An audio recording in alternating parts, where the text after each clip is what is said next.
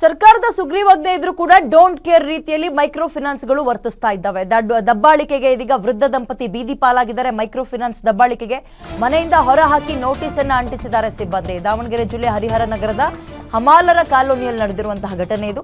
65 ವರ್ಷದ ಫಾತಿಮಾ ಅಕ್ಬರ್ ಸಾಬ್ 85 ವರ್ಷ ಇವರಿಗೆ ಬಾಗ್ಲಲ್ಲೇ ಕುಳಿತು ಅಳ್ತಾ ಇದ್ದಾರೆ. ಕಳೆದ 4 ವರ್ಷದ ಹಿಂದೆ 7 ಲಕ್ಷ ಹಣ ಪಡೆದಿದ್ದ ವೃದ್ಧ ದಂಪತಿ ಪ್ರತಿ ತಿಂಗಳು 18,000 ರೂಪಾಯಿ ಕಟ್ತಾ ಇದ್ರಂತೆ. ಕಳೆದ 5 ತಿಂಗಳಿಂದ ಹಣ ಕಟ್ಟಕ್ಕಾಗಿಲ್ಲ.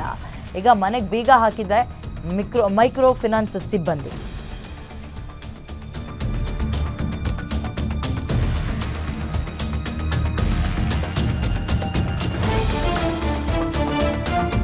ಮೈಕ್ರೋ ಫಿನಾನ್ಸ್ಗಳ ಹಾವಳಿ ಇನ್ನೂ ಕೂಡ ಕಡಿಮೆ ಆಗಿಲ್ಲ. ಇವರು ಯಾವ ರೀತಿಯ ಕಟ್ಟುನಿಟ್ಟಿನ ಕ್ರಮ ತಗೊಂಡಿದ್ದಾರೋ ನಮಗಂತೂ ಅರ್ಥ ಆಗ್ತಿಲ್ಲ. ಯಾಕಂದ್ರೆ ಇಂತಹ ಪ್ರಕರಣಗಳು ದಿನೇ ದಿನೇ ಹೆಚ್ಚು ಆಗ್ತಾ ಇದೆ. ನಮ್ಮ ಹತ್ರ ಇಷ್ಟ ಐತ್ರಿ. ನಮ್ಮ ಸಮಾಜ ಜನ ನಮ್ಗೆ 4 ಲಕ್ಷ ಜಮಾ ಮಾಡಿಕೊಟ್ಟಿದ್ದಾರೆ. ನಮ್ಮ ಹತ್ರ ಐತಿ ಅಂತ ಹೇಳಿ ಓದಿ. ನಮ್ಮ ಹತ್ರ ಇಷ್ಟ ಐತ್ರಿ. ನಮ್ಮ ಸಮಾಜ ಜನ ನಮ್ಗೆ 4 ಲಕ್ಷ ಜಮಾ ಮಾಡಿಕೊಟ್ಟಿದ್ದಾರೆ. ನಮ್ಮ ಹತ್ರ ಐತಿ ಅಂತ ಹೇಳಿ ಓದಿ. ನಮ್ಮ ಹತ್ರ ಇಷ್ಟ ಐತ್ರಿ. ನಮ್ಮ ಸಮಾಜ ಜನ ನಮ್ಗೆ 4 ಲಕ್ಷ ಜಮಾ ಮಾಡಿಕೊಟ್ಟಿದ್ದಾರೆ. ನಮ್ಮ ಹತ್ರ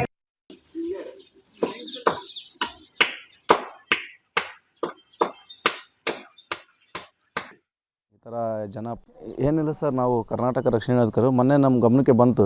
ಈ ಥರ ಜನ ಫೈನಾನ್ಸ್ ಮೈಕ್ರೋ ಫೈನಾನ್ಸಿಂದ ನಾವು ಹಿಂಗೆ ಸಾಲ ತೊಗೊಂಡಿದ್ದು 7 ಲಕ್ಷ ರೂಪಾಯಿ, ಅದು 4 ಲಕ್ಷ ಕಟ್ಟಿದ್ದೀವಿ.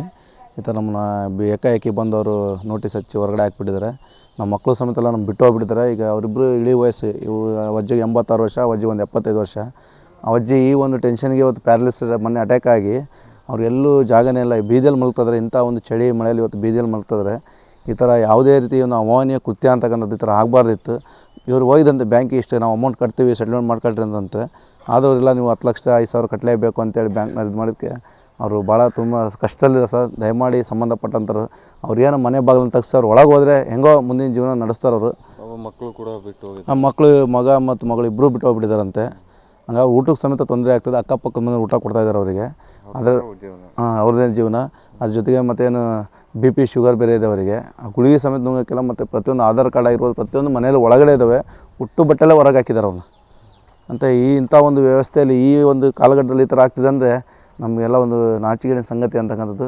ದಯಮಾಡಿ ಸಂಬಂಧಪಟ್ಟಂಥ ಅಧಿಕಾರಿಗಳು, ಮಾನ್ಯ ತಾಲೂಕು ಆಡಳಿತ ಆಗಿರ್ಬೋದು, ಮಾನ್ಯ ಜಿಲ್ಲಾಧಿಕಾರಿ ಹೇಳ್ಬೋದು, ಇದೇನು ಅವ್ರಿಗೇನು ಒಂದು ಮೋರ್ ಡೀಟೇಲ್ಸ್ ನನ್ನ ಕಲಿಗೆ ಮಲ್ಲಿಕಾರ್ಜುನ್ ಇಡ್ತಾರೆ. ಮಲ್ಲಿಕಾರ್ಜುನ್, ಈಗ ವೃದ್ಧ ದಂಪತಿಯ ಆರೋಪ ಏನು, ಎಷ್ಟು ಸಾಲ ಇಸ್ಕೊಂಡಿದ್ದಾರೆ, ಎಷ್ಟು ತೀರಿಸಿದ್ದಾರೆ, ಮೈಕ್ರೋ ಫೈನಾನ್ಸ್ಗಳ ಹಾವಳಿ ಇನ್ನೂ ಯಾಕೆ ಕಡಿಮೆ ಆಗ್ತಾ ಇಲ್ಲ? ಖಂಡಿತ ವಿದ್ಯಾ, ಏನಂತಂದ್ರೆ ಸರ್ಕಾರ ಸುಗ್ರೀವಾಜ್ಞೆನ ಹೊರಡಿಸಿದೆ. ಯಾವುದೇ ಕಾರಣಕ್ಕೂ ಕೂಡ ಒತ್ತಾಯ ಪೂರ್ವಕವಾಗಿ ಅಥವಾ ಬಲವಂತವಾಗಿ ಅಥವಾ ಮನೆಯನ್ನ ಏನು ಕ್ಲೋಸ್ ಮಾಡ್ಕೊಂಡ್ಬಿಟ್ಟು ಈ ತರದ ಒಂದು ರೀತಿಯಲ್ಲಿ ಯಾವುದೇ ಕಾರಣಕ್ಕೂ ಕೂಡ ಏನು ಮೈಕ್ರೋ ಫೈನಾನ್ಸ್ ನವರು ಹಣವನ್ನು ಕೇಳುವಂತಿಲ್ಲ ಅನ್ನುವಂತ ಒಂದು ಸುಗ್ರೀವಾಜ್ಞೆ ಹೊರಡಿಸುತ್ತೆ. ಆದ್ರೆ ಈ ಸರ್ಕಾರ ಇಷ್ಟೆಲ್ಲ ಸುಗ್ರೀವಾಜ್ಞೆ ಹೊರಡಿಸಿದ್ರು ಕೂಡ ಈ ತರ ಮೈಕ್ರೋ ಫೈನಾನ್ಸ್ ಅವರ ಹಾವಳಿ ಇನ್ನೂ ಕೂಡ ಕಡಿಮೆ ಆಗಿಲ್ಲ ಅಂತ ಹೇಳ್ಬೋದು. ಅದರಲ್ಲೂ ಪ್ರಮುಖವಾಗಿ ದಾವಣಗೆರೆ ಜಿಲ್ಲೆ ಹರಿಹರ ನಗರದಲ್ಲಿರ್ತಕ್ಕಂತಹ ಲೇಬರ್ ಕಾಲೋನಿ ಬರುತ್ತೆ. ಅಲ್ಲಿರ್ತಕ್ಕಂಥ ವೃದ್ಧ ದಂಪತಿ ಆಗಿರ್ತಕ್ಕಂಥ ಫಾತಿಮಾ ಮತ್ತೆ ಅಕ್ಬರ್ ಅಂತ ಹೇಳಿದ್ರೆ ಕಳೆದ 4 ವರ್ಷದ ಹಿಂದೆ ಅಷ್ಟೇ ಅವರೊಂದು ಮೈಕ್ರೋ ಫೈನಾನ್ಸ್ ಅಲ್ಲಿ ಸಾಲ ಮಾಡ್ತಾರೆ. ಅಂದ್ರೆ ಸುಮಾರು 7 ಲಕ್ಷ ಸಾಲವನ್ನ ಮಾಡ್ತಾರೆ. ಈ ಸಂದರ್ಭದಲ್ಲಿ ಪ್ರತಿ ತಿಂಗಳು 18,500 ರೂಪಾಯಿ ಏನೋ ಪ್ರತಿ ತಿಂಗಳು ಕೂಡ ಬಡ್ಡಿಯನ್ನು ಕಟ್ಕೊಂಡು ಹೋಗ್ತಾ ಇರ್ತಾರೆ. ಇಷ್ಟಿದ್ರು ಕೂಡ ಏನು ಕಳೆದ ಒಂದು 6 ತಿಂಗಳಿಂದ ಅಂದ್ರೆ ಜನವರಿ ತಿಂಗಳಿಗೆ ಅವರು ಅಮೌಂಟ್ ಅನ್ನು ಕಟ್ಟೋದು ನಿಲ್ತಾರೆ. ಕಾರಣ ಇಷ್ಟೇ, 85 ವರ್ಷದ ಏನು ವೃದ್ಧ ಏನಿದ್ದಾರೆ ಮತ್ತೆ ಇವನೇನು 76 ವರ್ಷದ ಫಾತಿಮಾ ಅಂತ ಏನಿದ್ದಾರೆ ಅವರಿಗೆ ದುಡಿಲಿಕ್ಕೆ ಶಕ್ತಿ ಆಗಲ್ಲ. ಅಲ್ಲದೆ ಅವ್ರು ಹೋಗ್ತಕ್ಕಂತ ಒಂದು ಏನು ಕೆಲಸ ಅಂದ್ರೆ ಕೂಲಿ ಕೆಲಸ ಹೋಗ್ತಾ ಇದ್ರು, ಅಲ್ಲೂ ಕೂಡ ಸರಿಯಾಗಿ ಕೂಲಿಯನ್ನು ಕೊಡ್ತಾ ಇರಲ್ಲ. ಈ ಒಂದು ಹಿನ್ನೆಲೆಯಲ್ಲಿ ಅವ್ರು ಕಳೆದ 6 ತಿಂಗಳಿಂದ ಕೂಡ ಅವರಿಗೆ ಅಮೌಂಟ್ ಅನ್ನ ಕಟ್ಲಿಕ್ಕೆ ಆಗಲ್ಲ. ಈ ಒಂದು ಹಿನ್ನೆಲೆಯಲ್ಲಿ ಮೈಕ್ರೋ ಫೈನಾನ್ಸರ್ ಬಂದ್ಬಿಟ್ಟು ಏನ್ ಮಾಡ್ತಾರೆ, ಇದ್ದಕ್ಕಿದ್ದಂತೆ ಅಂದ್ರೆ ಜೂನ್ 2ನೇ ತಾರೀಕು ಬಂದ್ಬಿಟ್ಟು ಅವ್ರಿರ್ತಕ್ಕಂಥ ಒಂದು ಮನೆ ಏನಿದೆ ಆ ಮನೆಗೆ ಸಂಪೂರ್ಣವಾಗಿ ಬೀಗನ ಹಾಕ್ತಾರೆ. ಅಂದ್ರೆ ಅಲ್ಲಿ ಒಳಗಿರ್ತಕ್ಕಂಥ ಯಾವುದೇ ಒಂದು ವಸ್ತುಗಳು ಕೂಡ ತಗೊಳ್ಳಿಕ್ಕೆ ಬಿಡೋದಿಲ್ಲ. ಬದಲಾಗಿ ಹುಟ್ಟೆ ಬಟ್ಟೆಯಲ್ಲಿ ಕೂಡ ಅವರನ್ನ ಹೊರಗೆ ಹಾಕುವಂತ ಒಂದು ಕೆಲಸವನ್ನ ಮಾಡ್ತಾರೆ. ಅಲ್ಲದೆ ಆ ಒಂದು ಅವರ ಮನೆಯ ಬಾಗಿಲಿಗೆ ಒಂದು ನೋಟಿಸ್ ಅನ್ನು ಕೂಡ ಅಂಟಿಸುವಂತದ್ದು. ಅಂದ್ರೆ ಇದು ನಮ್ಮ ಸ್ವಾಮ್ಯಕ್ಕೆ ಬರ್ತಕ್ಕಂಥ ಒಂದು ಜಮೀನು, ಅದು ಜಾಗ. ಇಲ್ಲಿ ಯಾವುದೇ ರೀತಿಯಾದ ಅತಿಕ್ರಮವಾಗಿ ಅಥವಾ ಅಕ್ರಮವಾಗಿ ಗೃಹ ಪ್ರವೇಶ ಮಾಡಿದ್ರೆ ಕಾನೂನು ಕ್ರಮ ಕೈಗೊಳ್ತೀವಿ ಅನ್ನುವಂತ ಒಂದು ನೋಟಿಸ್ ಅನ್ನು ಅಂಟಿಸ್ತಾರೆ.